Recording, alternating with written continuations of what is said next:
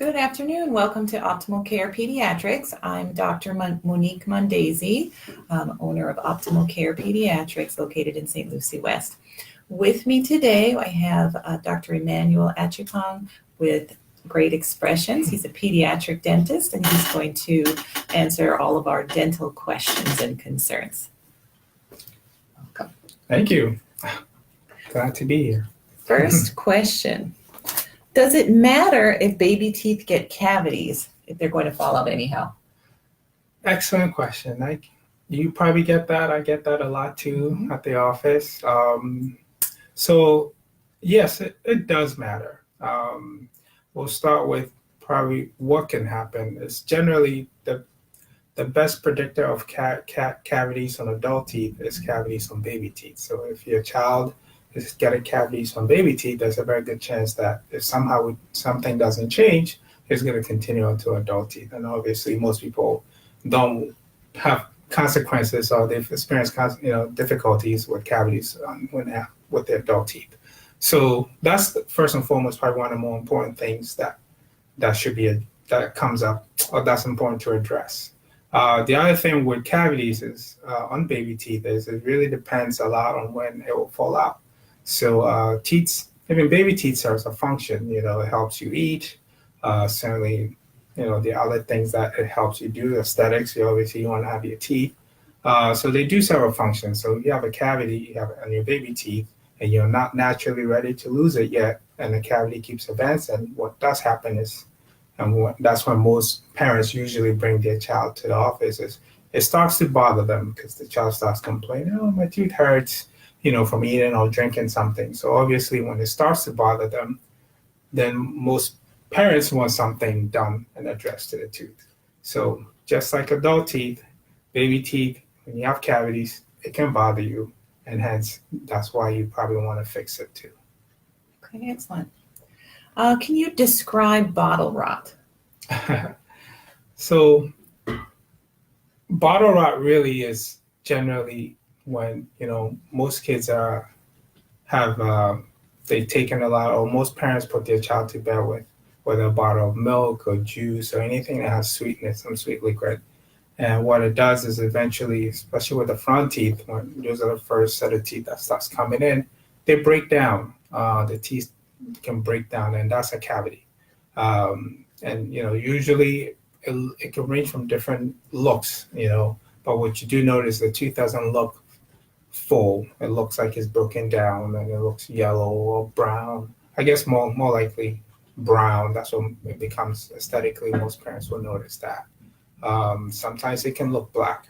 So, and it's usually with the front teeth. That's what most people describe as bottle rot. So is that just with breastfed babies or just formula-fed babies? So good question. So, a lot of the questions that will be answered here will be based on, some of the guidelines as a pediatric dentist we use, and it's from what we call aapd.org. So generally, I come up with guidelines every year, and things will change here and there, and they revise it. But bottle rot is generally what happens when a child goes to bed with some sort of liquid that has sugar in it, and it basically sits on your teeth all night. So whether it's juice, whether it's soda, or whether it's milk or breast milk, sometimes it happens that way.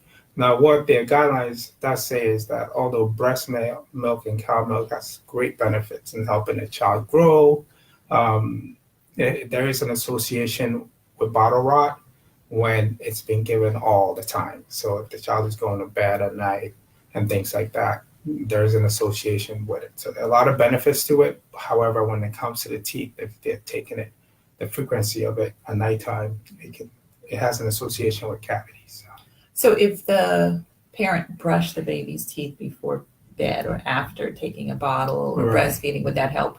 Absolutely. That would definitely go a long way in preventing, cavities from starting, forming, and, obviously creating issues that can come up. So, yeah. Well, I just wanted to welcome anybody watching to write in with questions as well, and we'll be happy to answer those. Next question. When should a child start using toothpaste? great question. I get that a lot too, and I'm sure you do as Mhm. well. So the idea behind toothpaste, obviously, we talked about right before we were talking about brushing teeth and brushing the sugar-containing substance off your teeth to prevent cavities. So toothpaste has something called fluoride in it.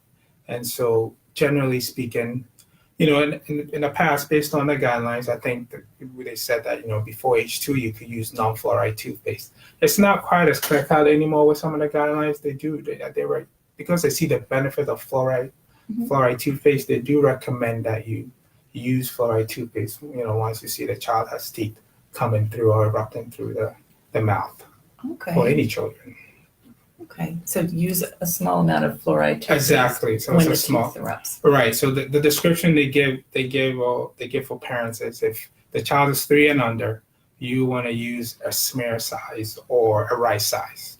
You're looking at a tiny little rice. So, and then if the child is 3 and up, you can use pea size. So it's the amount you give really, and not so much the fact that you don't or it's beneficial. The fact that it's not so much the fact that you don't use, fluoride toothpaste, it's really the amount you use. But there's a lot of benefits to preventing cavities. That's why they still recommend fluoride toothpaste, for kids. Okay, excellent. And then how often do parents have to brush the teeth? So same thing. So based on the guidelines, the recommendation is twice a day. One in the morning, usually after you've had your breakfast, and one before you go to bed at night to make sure you have clean teeth before you go to bed. So. Okay.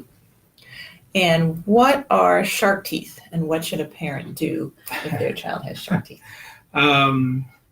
So shark teeth generally is what we call it, I guess, double row teeth. It's very, very common it's really the bottom teeth that you tend to see that, the bottom front teeth that you tend to see that with. Usually those are the first sets of teeth that starts erupting. What ends up happening, the idea behind, adult teeth come in to replace baby teeth is as the adult teeth is pushing out, it should loosen the baby teeth. And then hopefully the baby teeth will fall out and the adult teeth will come in place of it. Or sometimes it doesn't do that, and it generally comes behind the baby teeth. And so what ends up happening is you see a double row of teeth that's present. With that in mind, the adult teeth are still moving. So if it happens to continue to loosen and eventually it falls out, the tongue could push, naturally, the tongue could eventually push the adult teeth into the proper place. What ends up happening when the dentist has to, kind of, I guess, eject is when, let's say a child comes in, the parents are concerned, you can see the adult tooth is fully erupted or close to being fully erupted. The baby teeth are still in. You try to move it and it doesn't move at all. And then what happens is you take an x-ray and a lot of times you see that the roots of the baby teeth is still there. So when that happens, you know that it's probably not going to fall out on its own. It needs some sort of an injection. You need to probably pull the baby teeth out. So the adult teeth hopefully will give it a chance to go to the position it's supposed to be in. Okay. Yeah. So if a parent notices the double row of teeth, Mhm. they can watch and wait for a little bit. They can, but to be certain, it's never a bad idea to go to the dentist to have them evaluate, do an exam, maybe take an x-ray to see how the roots of the baby teeth, if they're still there or not. Okay, got it. Thanks. Great explanation. And what steps should be taken if a child has an accident and the tooth falls out, like they trip on the playground and they knock out their front tooth? Yeah. Should they put it in milk or take the child to the dentist? Yeah, great question. I'll separate it with two things. You're talking about there's baby teeth and then there's the adult teeth. Simply put, with baby teeth, if that happens, you don't have to do anything. You just let the tooth, unfortunately, you just let it be. You hold on to the tooth in a souvenir case or something. You don't try to put it back. With the adult teeth, obviously, that's your permanent teeth. So yeah, the best thing you can do, the first thing ideally is to kind of put it back in the mouth because they have viable cells around the tooth, and then go to the dentist to kind of secure it in place and give it some time to hopefully let the tooth maybe kind of heal on its own. The next step, because sometimes it's a little bit difficult for parents to do that or for kids to want to put the tooth back in in the spaces, obviously put it in cold milk. So cold milk is key. And then you want to find a dentist and have to have it be placed back in secure and splint it. Splint is what basically you put some piece around the other teeth and hopefully put the tooth back in place. So that will be the next step. That's important. The one thing you definitely don't want to keep it out in the air. We call it dry time, extraoral dry time. You don't want to keep it out in the air for more than an hour. So you really want to, if you can't put it back in there, you really want to get to some store if you're not sure, the dentist, what to do, and get their dog tooth in cold milk. Okay. So that's key because the tooth has viable cells on it. So that's what can help keep the tooth in your mouth for a long time. And cold milk will preserve that. It tries to preserve it. Excellent. And is it dangerous to swallow the fluoride toothpaste? So it's not recommended to swallow fluoride, toothpaste. There are components of it that certainly could upset the stomach and things like that. That's why, I think some parents are a little bit anxious about fluoride. That's why the recommendation that I mentioned earlier, which is a smear size or a rice size or a pea size when you're over 3. So you know that there's a chance they might swallow a little bit. The idea is you're supposed to brush your teeth, spit it out. But to say dangerous, if you're using that, it's probably not going to be dangerous for you. Okay. If they happen to swallow some bits of it, actually the guidelines recommends that and this is something that maybe some parents might not be aware of it. Even if when you brush your teeth, we're so used to rinsing our mouth with water. Actually prefers you do minimal rinsing or no rinsing at all because especially at nighttime, right? Because it allows the fluoride to do what it's supposed to do. Well, that's what my son does. He never rinses. He just wipes his mouth and goes to bed. So thanks. He's actually doing the right thing. He is. He's going to have stronger teeth. Okay. That's great to know. Yeah. I'll let him know that. He'll be happy. He probably wasn't doing that for that reason. Exactly. And are the toddler toothpaste safe? Generally they are safe. They're put on the. This is something that's put on the market, and generally they have people making sure that what's out there is safe. Now, sometimes people could go out of line and get something. It would be hard for me to describe if I don't see the actual brand or where it comes from, if it's safe or not. Okay. But I think generally it's safe. I think the biggest difference between toddler toothpaste and is that some don't have fluoride in it, right? And I mentioned earlier that, in the past, that seemed to be the guidelines before age 2. But now it seems like they don't mind you using fluoride toothpaste. Just the amount of it is what matters. Rice size and pea size, really. Got it. And do the kids have to use the fluoride mouthwash if they're using the fluoride toothpaste? Yeah. And I allude to I didn't allude to the fluoride mouthwash earlier, but I allude to rinsing out earlier. Sometimes I tell the parents that the child parents are used to the idea of rinsing with water. Well, if you brush the kid's teeth at night, you could use the fluoride mouthwash. So then they're getting the fluoride, and the idea is the fluoride they have to spit it out. So if you have a child that if you're not sure they're mature enough to spit out because they might drink it, you don't give the fluoride mouthwash. Okay. But certainly if the child will spit on command, once you brush their teeth, it doesn't hurt for them to use fluoride mouthwash as long as they will spit it out. Excellent. Mm-hmm. Okay. And at what age can a child brush without supervision? Like when you say, go brush your teeth, kids, and you don't have to follow them into the bathroom. I think every parent wishes that will happen sooner than later. It's also hard to really pin down an age, just because the key thing from a dentist perspective, do they have the manual dexterity to do it themselves? Usually by age 7 they should have the manual dexterity to brush their teeth by themselves. But some kids might need push to brush. So, and that could range from age as little as age 3, 4 to age 16. So obviously by age 16 you're not supposed to watch them brush their teeth, but sometimes, and I we joke around about, sometimes that becomes the most important time to really keep an eye on your child because they have a lot more independence. Their diet, they can change their diet. If you're not used to giving them a lot of sugary stuff, now they don't need you to get sugary stuff. They can get that at school and everything. So there's still a key time to, as parent and then as a dentist, to always remind them that, you need to brush twice a day.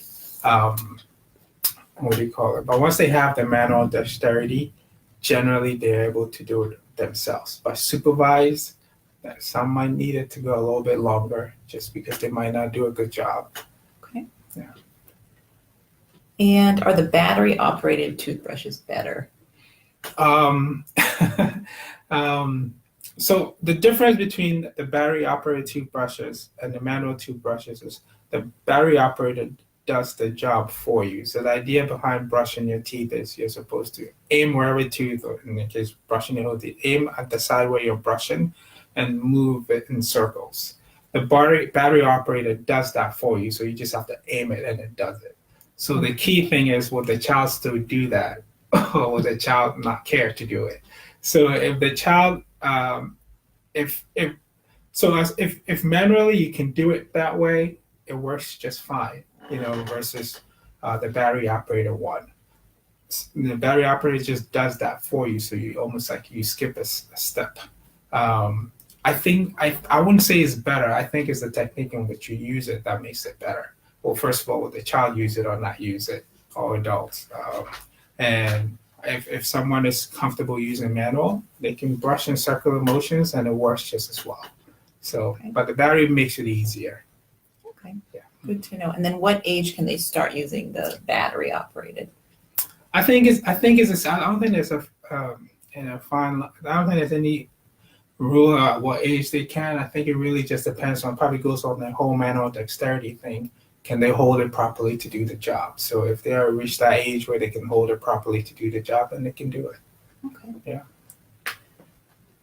And the next question, we're moving on to sedation. In what instances would a child need to be sedated for a dental procedure?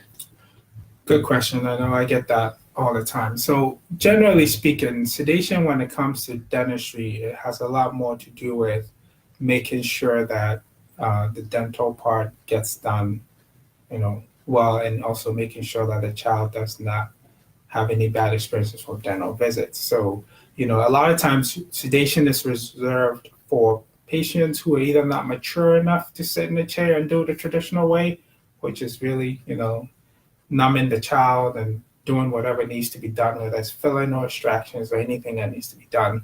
If a child is not mature, the child is very fearful and anxious about procedures. A lot of times, most parents will say that they see that too when they go get medical stuff done, that the child is very fearful of it. So whenever you have to do any kind of procedure on a child, dental procedure, and the child is fearful and anxious or just not mature enough to handle the work, that's when sedation plays a role, because it takes away all that component and allows the dentist to be able to do the work that needs to be done. And that's really it. You just have kids who can sit through the dental procedure without sedation, and you have kids who cannot. And so to be able to do the proper job, so you don't traumatize the child, you do use sedation to get the work done. Okay. And what types of food should my child avoid to prevent cavities? Sweet is the operative word. The science behind it is the sugar and how long the sugar stays on your teeth and how frequent you have the sugar on your teeth, and acidic stuff. All that, the properties of all these things help break down your teeth and cause cavities. So anything that's sugar, anything that's sticky, so it sticks to your teeth, it's hard to get it off your teeth even when you're brushing it. Those are probably the key things that you have to look for. And also how often you give it, how often, the frequency of it. But like I said, the science behind it is your teeth stays in a certain stage when it comes to pH. And the lower it gets, if it stays that way for a long time, it's when your teeth starts to break down. So sugar causes the pH to go down. Well, it's not sugar, but eventually with sugar, the pH can go down. If it stays there because you keep giving your child sweets, that's when you will start having some issues with your teeth and it'll cause cavities. So. Okay. So is chocolate better than gummy bears?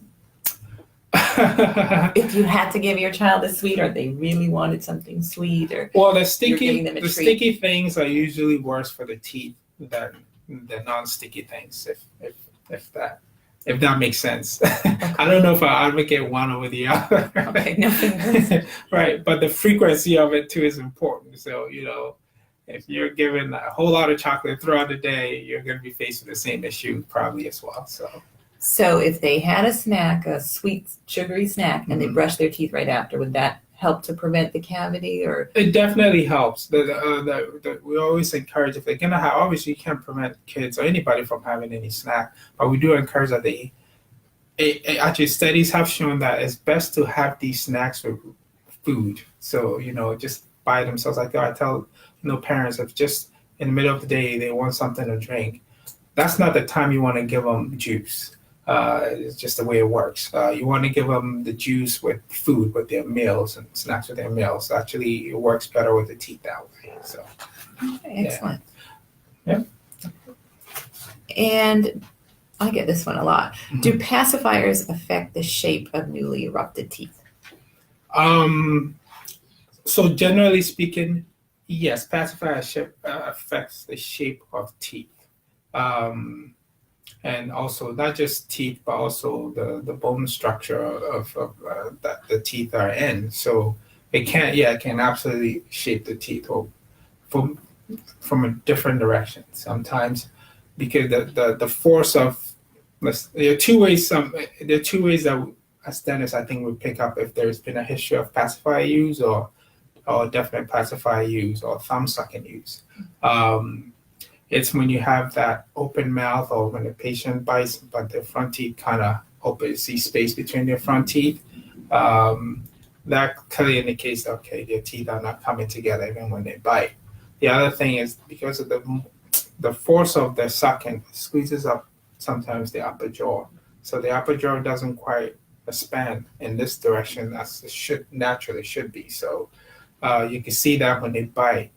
We call it a cross bite, but you can see that when they bite, it shows that. So naturally, you want to correct it to where things should be. But, yeah. Okay, so are the orthodontic pacifiers, do they help prevent this, or is it just that we should try to wean from pacifiers? I think you should always try to wean from pacifier. Well, pacifiers and those things helps kids when they're young to cope with anything stressful. So it's not necessarily a bad thing. We do recommend, the guidelines generally recommend that by age 3, you want to start weaning from these pacifiers because that's when the shape of your teeth and your jaw starts to take effect or starts to really might become an issue in the future. So by age 3, you want to start weaning your child off some of these things. I usually recommend earlier than 3. Well, if they can, it certainly doesn't hurt. So yeah, absolutely. So thumb sucking can be harmful. Yes, so it kind of falls in the same as the pacifiers. The way it can shape your teeth and shape your jaws. Same thing, when they're younger, they do it to cope. As they get older, you do want them to wean off of it or find a way for them to wean off of it. And then hopefully things can correct or things will not be as worse as it can be. Okay. And can you give some recommendations on the best way to stop thumb sucking? Sure, that's also very tricky. A lot of times it really depends.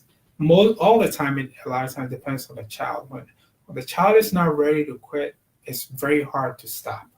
They have to be ready to quit, and even if it's a habit, sometimes they know that they can't help themselves, but they want to quit.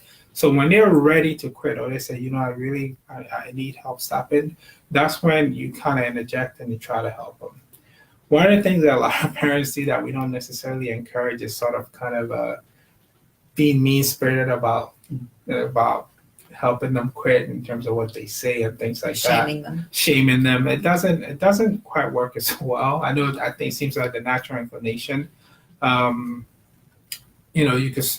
you could start with positive reinforcement, which is offering them something that they like, not sugar or candy, but something they like that can help them, that will encourage them to stop. If that doesn't work, you can go on to Sometimes we have these nail polishes that they use that, doesn't taste the best. And because it's a habit, once you use any of these steps, you have to keep doing it. Like you can't just put the nail polish once and then say, okay, that should help. No, you have to do it probably 2 or 3 times in a day for probably 2, 3 months because it's a habit they're trying to break. But it all goes back to the child wanting to do it, that then they're more willing to stick with like the program. There are other things too that you could do as they get older. There's something called thumb guard that you buy online where you can have if they suck their thumb, you could kind of put it there as a reminder for them to kind of discourage them from sucking their thumb. And then usually the last case scenarios when they've gotten a little bit older, past age 7 or something like that, where you recommend they go see orthodontist and they can make appliances too to help them stop these habits. So very interesting. And do sippy cups or bottles affect the teeth coming in? Like some kids always carry a sippy cup with them. Would that affect the teeth? So, I think some parents have asked me that question. A lot of times I've done this, I never think of sippy cups or bottles affecting teeth. I always think of it, the content that it causing cavities. Okay. Can it affect the teeth? I guess because of the way it's shaped, if you use it the way you would use suck your thumb. Because the way, according to our guidelines, the way how this thing shape your mouth is really how long, the duration you do it. So if somebody's using a sippy cup in their mouth and it's staying there for that long, I guess with the shape it can. Generally, sippy cups are not used that way. So I never usually think of it that way. But if you're using it like you would use, a pacifier, and you're using it for that long throughout the day, yes, then I guess technically it can. But yeah. Thank you. And at what age should a parent be concerned if their child has no teeth? Like babies would often hit a year and they have no teeth. Yeah. The parents are very concerned. Should they be concerned? Usually, and I wouldn't get more into the medical component. Usually, there are some syndromes that could potentially lead to such things, but a lot of times if that would happen, it's usually addressed early on because you're going to see these syndromes if the child is born. If a healthy or typical child, sometimes they could be we call it dentally delayed, which means their teeth are not, they're taking time to come, or in some and a lot of time it translates to they're taking time to lose. It's normal. The only way you could really conclude if the child is not, if the teeth is there or not, is with the X-ray. The X-ray, you can take it and find out if it's there. But sometimes by the time you see the buds, you see that there are these, I would say, bumps in the gums, and usually those are indications that the teeth are there. They're just taking time to come in, and so I wouldn't necessarily force to take an X-ray. Because once you kind of see that, that it's just the child might be dentally delayed. They're just taking time for their teeth to form. So what age would you start to worry that they may be delayed? So usually when 12 months and they don't have teeth, I'm not too worried about it. But what age would you start to worry? I think once the worry factor comes in, the best thing is to take an X-ray just to make sure the teeth is there.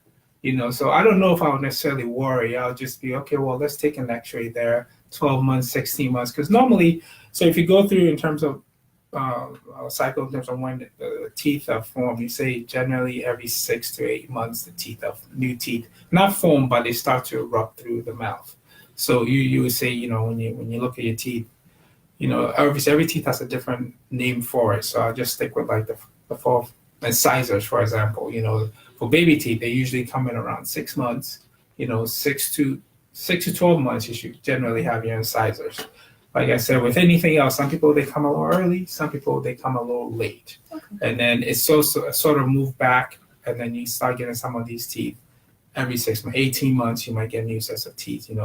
Like 18 to 24 months, you might get new sets of teeth. 24 to 30 months, that's when usually the last sets of teeth for baby teeth erupt through your mouth. So. But if you tend to see that the child is delayed, they're going to be delayed with just about every eruption of sequence of teeth. So, Okay. yeah. And this question just came in. What can you do for a child if they have bad breath? So with bad breath, a lot of times I think, parents start to kind of notice it when they start introducing different diet to the child outside of milk. And based on what they eat, it might generate some level of, scent, I guess. The key thing from a dental perspective is if you brush their teeth, you floss and you brush their tongue. Now, the tongue is very difficult when you're dealing with a child. Their gag reflexes, it's pretty, they have really strong gag reflex. So if you're trying to brush the back of their tongue and it's uncomfortable for them, you might have a hard time brushing that area. So that might, and if the food isn't brushed or the remnants of food isn't brushed, it might lead to bad breath. So there's some people, some kids that it takes time before you brush it well, and then hopefully you don't have bad breath with them. So, okay, so but really the tongue is the tongue. Yeah, the tongue is one big area that I think can really lead to bad breath. But I think it's also harder for parents to do it because the kid has strong gag reflex. Okay. And what age is it safe for kids to start bleaching or whitening their teeth? So these are more older kids. Right. So generally speaking, when you start with baby teeth, then when it comes to teeth, then you go to some stage called mixed dentition, which is basically you have a mixture of baby and adult teeth. And then you keep losing the baby teeth and the adult teeth keeps coming in place of baby teeth. Then usually by the time you're, 12, 13, at that point, you generally have all adult teeth. When you start let's come to the guidelines, when we start bleaching, let's say the time when you're mixing the teeth or the teeth have a mixture of baby and adult teeth, you might have a mismatch of colors and a whitening in the child's mouth. Okay. So, and if that continues with the adult teeth, you might have the same issue as well, this mismatch of the shade of the teeth. So sometimes it's best to probably wait till they have all their adult teeth. Okay. And then that's when you probably want to, if you're concerned about bleaching, concerned about their teeth color, you want to start doing that. A caveat to teeth whitening is, some people report a lot of people report sensitivity to doing it. So, and that if you have that there's not much you can do to stop that. So it's a matter of whether if you're gonna get bleaching, just know that you might have sensitive teeth. And as you keep doing it, you might continue to have sensitive. Is that permanent? So if you stop using So if you stop using it, your teeth should go back to its normal state. But if you keep doing it, then that's the price you pay for beauty. Okay. I think the recommendation is always, especially when they're young, the recommendation is always maybe you do it when they have an event or something like that, where they have to take pictures and things like that. But as far as continuously doing it, it's not that it's anything, that shows that it's not that it's necessarily anything that says it shouldn't be done, but you can have sensitive teeth and you're probably better off just doing for events. Okay. And can you speak about the mail order braces like Smile Direct Club? Yeah. Are there any risks and what are the benefits? And tell us what Smile Direct Club is. Well, the truth is I actually was talking to another dentist colleague of mine who's a general dentist. I don't know as much about it. I don't know the insides of what they do or what they do. I know it's sort of based on the Invisalign type of approach to orthodontics. Not being an expert, it's hard for me to really want to go in depth about that. I can't speak on it. I can only speak on it from what you should do before you get braces. You definitely want to rule out any oral diseases, whether it's cavity or periodontal disease, or what most people know as gum disease. You want to rule all that out, make sure you're cleared, make sure you have that under control before you get any sort of braces to kind of correct the position of your teeth. So that will require you going to see a dentist who will kind of take a look, examine you, and then tell you that you don't have any of those issues. Now, regarding the actual Smile Direct or any of those things as such, it's hard for me to comment because I don't know much in depth about them. I know people are using it, and I haven't had any personal experience with any patients who are using it and how well it works or how well it does it. Okay. Generally, I refer my patient to the traditional orthodontics who are in the area in that case, and they manage it from there. I don't know much to really comment on them in particular. Okay. Yeah. And this question came in. When should a child start going to the dentist? Good question. I mean, the guidelines now is pretty clear. Generally, around 12 months, they should have a dental home. You're hoping that not any of these patients who walk in at your home don't have any kind of dental disease. But the key thing is really the education that the parents get. The education that the parents get from how to manage the kids, teeth and how to manage the kids' teeth, pretty much so they don't have any issues. You go through a lot of when to brush, how often you should brush, the diet, and the other thing that you talk about a lot too, especially at that age, is just their, dental trauma. If they fall a lot, they bump their teeth a lot, and what happens when that, those things happen, or how to prevent it all. Just being aware that these things happen often.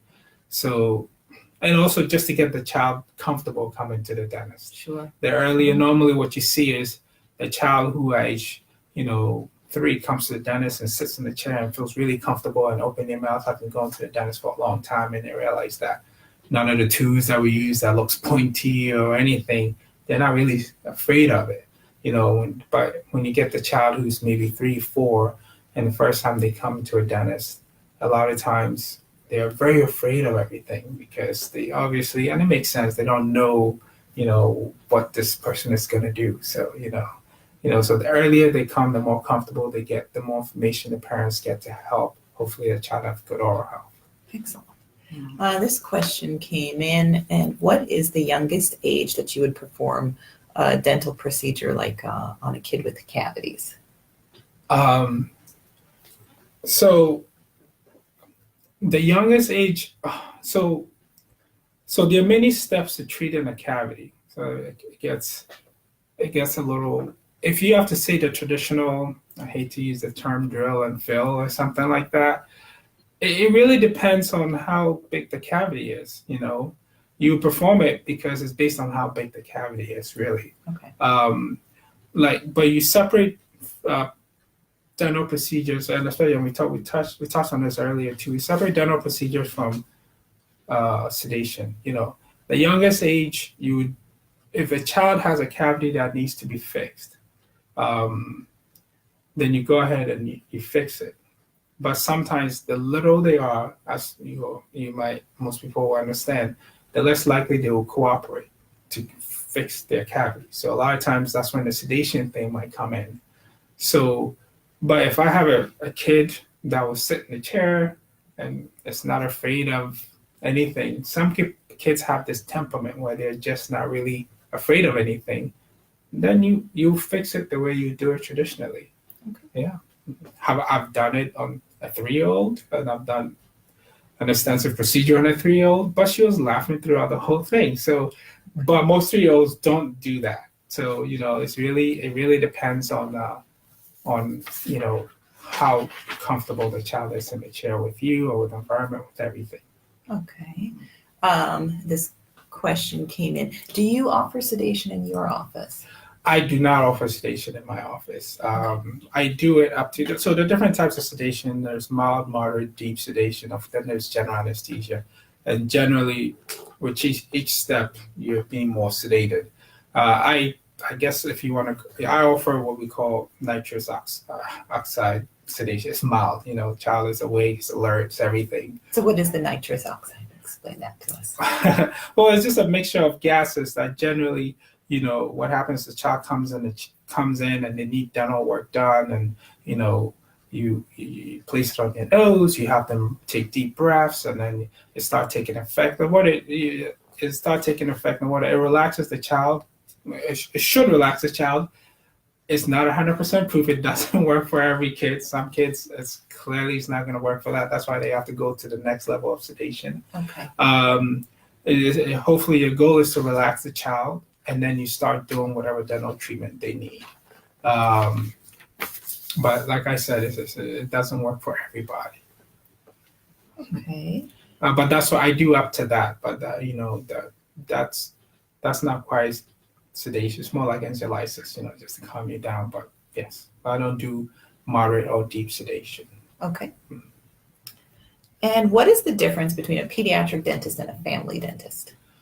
So in dentistry, the way it works is if you are able to do a procedure, whatever it is, any procedure, whether it's working on kids, doing braces, doing oral surgery, a general dentist is able to do all these procedures as long as they could do it as well as a specialist. The biggest difference between a general dentist and a pediatric dentist is usually a general dentist will finish dental school and sometimes they'll do 1 year of general dentistry training and then they will start to practice. A pediatric dentist has to do at least 2 years of residency to just work with kids, and then they're qualified to be pediatric dentist. So that's probably the main difference. In most states, a general dentist does not have to do that extra year. You generally come out and you're adequately trained enough to start, practicing dentistry. But in pediatric dentistry, you have to do the 2 years. In some few programs, 3 years, where you have to do 2 or 3 years to have a certificate as a pediatric dentist. Okay. And is flossing really that important? That's I know. tough to get my kids Which to kind floss. of flossing? The dancing flossing that they yeah, all want to do? Because they want to That's do that. They don't want to do the actual, the that's traditional not fun. flossing, right? Yeah, it's not fun. The dance is fun. Yeah. I can't do it. Sure. Yeah, exactly. What do you call it? Yeah, it is important because it's, I break it down to parents as, teeth eventually starts touching like this, and you could brush everywhere, but you can't get between the teeth. But when you don't floss and you decide that, after 10 years you want to floss, when you start flossing, you see a lot of stuff come out. And you're going to wonder, so how long have these things been there? And some of them don't smell the best. So, you left it there. So that's the only way you clean between your teeth. And you do that because also you get cavities between your teeth. A lot of times what happens is, especially with kids, so you see that a lot, they come in and generally when you're young, we don't push taking, x-rays, and then because sometimes they have spaces between the teeth and then they come and you take x-rays and then they have all these little cavities, so, quite decent sized cavities between their teeth because maybe the parents are very good about brushing. So you look in their mouth and they have pearly whites and you take the x-rays and you see these cavities and the person, I've been brushing, and they say, well, it always helps to floss as well. So they can get cavities between your teeth. And so that's the only way you get to clean between your teeth, really, once your teeth start to touch. Brushing won't do it, so you should floss. And then what's better, the picks or the regular floss? So the regular floss, ideally speaking, does it the way you should do it. You should ideally floss. I still encourage the picks because I think, practically speaking, you're going to get more kids using the picks and getting something out of between your teeth than not doing at all. So, I think the picks are very functional. They're very good. They work, they get between the teeth. And the key thing is it has to snap between your teeth. So, you just don't let it sit there. You have to make sure that it snaps between your teeth. And what ends up happening is first time you're doing it and you haven't done it in a while, they start bleeding and some parents freak out or some kids freak out. Well, usually is the reason why they're bleeding is because they weren't doing it. And you notice within a week or two, if you consistently do it, the bleeding stops because now your gum area is healthy. And they're not as sensitive too. So you should definitely, you should definitely floss because I think it does help prevent cavities and, gum diseases or periodontal diseases. Some people know it. Okay. And what are your thoughts on organic toothpaste? I I would say there's so many. I apologize for this. So many toothpaste out in the market. I have to, with every toothpaste, you have to see what's in it. So when you say organic toothpaste, I don't know what's in it for me to say that, oh, this is good or this is bad. Generally, I mean, they're supposed to be regulated by some sort of government entity. So you're assuming that if it's out in the market, it's safe. But that's assumptions because we don't know exactly. So it would be hard for me to comment on it without actually knowing the content of the toothpaste. And organic toothpaste could be very broad. So Okay. yeah. Well, that was our last question. Oh, we have one more. One more. Oh, how often should the kids go to the dentist? So the recommendation is recommendation, generally speaking, for most kids is every 6 months.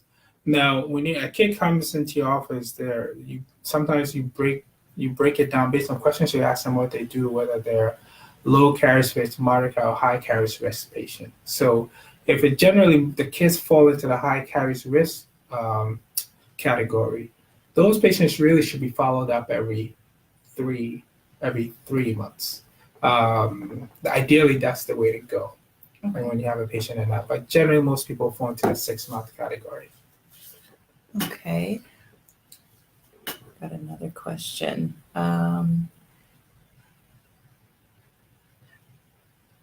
I've not brought my son to the dentist yet. He's almost 2 because he has an oral sensory disorder. Mhm. It's like war. Every time we try to brush his teeth, we just started with occupational therapy on Thursday to see if we can desensitize him. How do you accommodate patients like my son?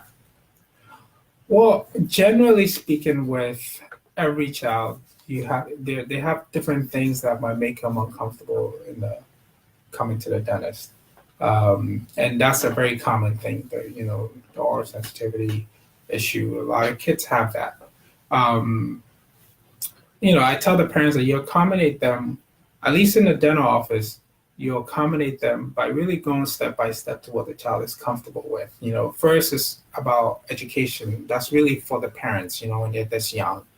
And then the next step is, just making sure you do an exam to rule out any dental diseases. In some cases, that's all the child might be able to tolerate, so you don't push for something that they might be uncomfortable for. As if they keep coming every 6 months, they start to kind of get comfortable with the idea of, brushing, or using what we use to brush their teeth. Sometimes if they have an older sibling, that works really well too, because they're comfortable with that person or they naturally trust that person. So if they have an older sibling, all of a sudden gets in the chair and gets their teeth cleaned, the child might say, oh, okay, it doesn't seem like it's so bad, so I'll give it a shot. So really it's a step-by-step approach. You don't really push something till hopefully you get the child to get comfortable with coming. Most dentists, most pediatric dentists kind of have a way of working with that. We want to give you the education and we want to get the child getting comfortable coming to the dentist. A lot of times, though, we do emphasize to the parents, at least I do, is like the biggest thing that I can do to help the child improve in terms of their oral health is really what they do at home. Ideally, we want to see the child every 6 months, and as much as I do fillings, it's not like I love doing fillings on kids. It's just I have the ability to do fillings on kids. You might have to kind of push it a little bit with some kids as far as brushing their teeth, because you don't want to be too careful brushing their teeth at home, because you're still the parent, and they do have an aversion, but sometimes by kind of pushing it, they realize that, okay, this is not so bad. Okay, I thought it would be worse, but it's not so bad. And you being a parent, they would trust you more than any other person to do it. And the consequences of sort of, and I get it, parents could be afraid. The consequences of not brushing the teeth by kind of pushing it a little bit is they can have cavities, and they can have big giant cavities that might need to be addressed. And now we're dipping into other areas where the parents will be even a bit more worried. So I think parents even at that age just should push it a little bit to brush their teeth and especially at nighttime. Okay, excellent. Thank Yeah. you. Yeah. Any final thoughts or takeaways for parents? I think it's what I kind of alluded to this last time we were talking about. In all honesty,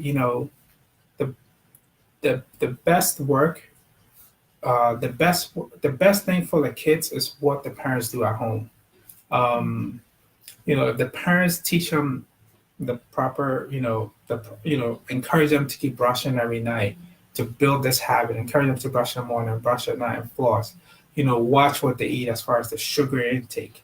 That's the best thing for the kids, because a lot of times by the time they see us as dentists or pediatric dentists, we're fixing the cavities and things like that.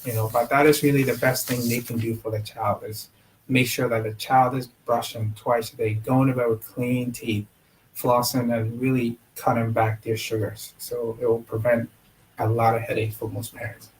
So. Excellent. Thank you so much. Oh, you're welcome. So again, I am Dr. Mondesir at Optimal Care Pediatrics in St. Lucie West. You can always reach me at 772-301-0123.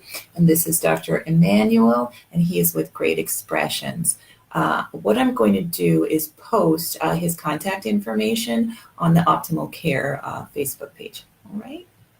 Thank you so much for joining us. Thank you. Thanks for having me.